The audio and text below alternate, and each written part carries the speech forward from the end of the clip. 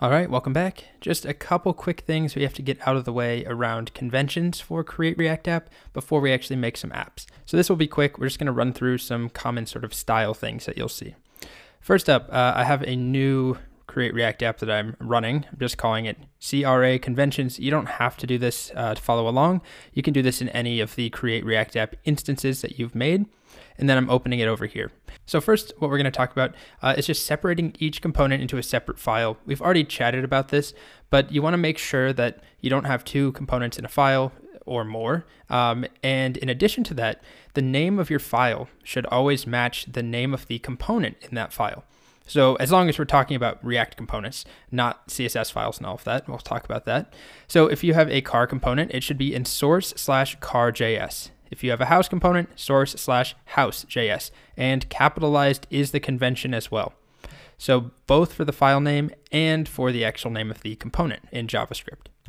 In addition, all your components should extend component, which you import from React, and I'll show you what that looks like. And then each component should be exported as the default object from its given file. So if we hop over here to this new file I've made, or the new project I made, take a look at app.js. Notice that class app is not extending react.component.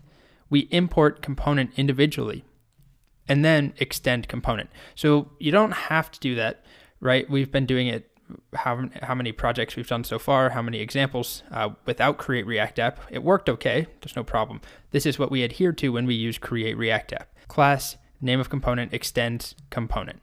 So this will be at the top of pretty much every React component file you create.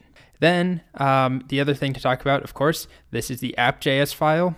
The component is called app, and at the very bottom, export default app. So this allows us to, inside of another file, say import app from ./app. And this, we could change that to be any other component that we create. We always want to import that component directly. So we export it as the default thing. So that's the first couple things to get out of the way. Naming, file name matches the component name. We always extend component, so we're going to import it as well. It's good to mention that you should keep your top level component, the top object called app, in the app.js file.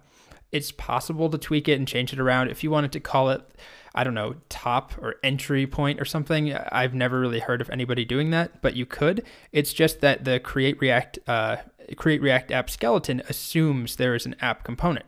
So there's no magic to the name app in React on its own, but when you're using Create React App, there is a little bit of magic that is looking for an app. All right, so that wraps that up. Just keep this all in mind. It will become, you'll get used to it as we make new files, sort of follow the same boilerplate, and I'll even show you some shortcuts that can help you make new components faster and all of that stuff. Okay, moving on.